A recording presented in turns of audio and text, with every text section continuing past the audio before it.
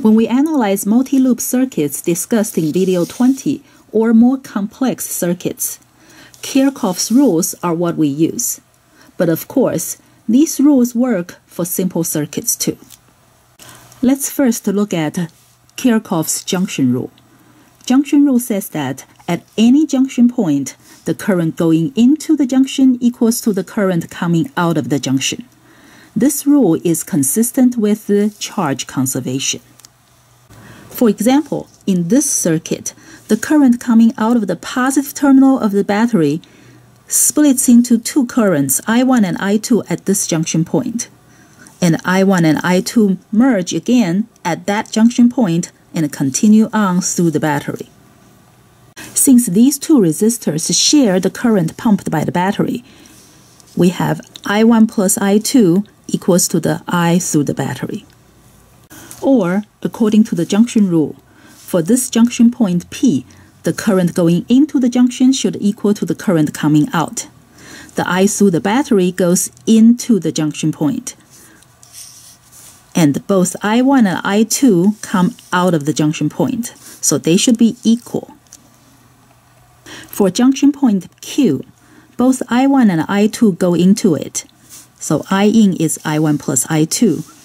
The current through the battery comes out of point Q, so I out is the I sub battery. And these two should be equal. Of course, they should all give us a consistent result. Let's say at junction point P, 5 amps of current come in and split into 1 amp and 4 amps. 5 amps means 5 coulombs per second. If 5 coulombs of charge come in every second, we cannot have only 2 coulombs coming out per second. Otherwise, charges would be accumulating at the junction. If 5 coulombs of charge come in per second, we cannot have 6 coulombs come out per second either. Otherwise, we would have charge depletion at the junction. So the current coming in must equal to the current coming out. Therefore, junction rule is consistent with the charge conservation. The second one of Kirchhoff's rules is the loop rule. The loop rule says that if we go around any closed loop in a circuit, the change in electric potential delta V must be 0. The loop rule is related to energy conservation because by definition, the change in electric potential is the change in electric potential energy per unit charge. Let's use this simple circuit to illustrate the loop rule. A battery provides a voltage, or more accurately, a voltage difference to a resistor R. Using Ohm's law V equals to IR, we can find the current in the resistor to be the voltage provided by the battery divided by R. We can also apply loop rule to this circuit.